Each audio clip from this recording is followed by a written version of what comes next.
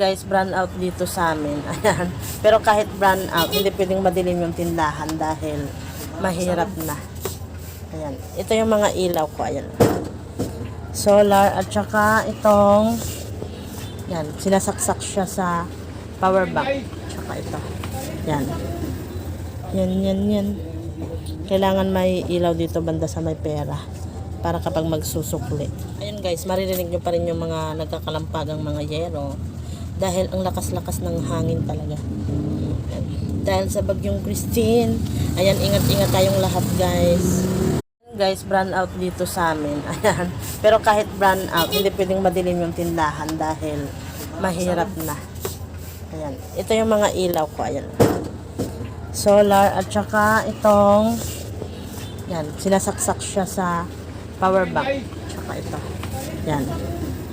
Yan.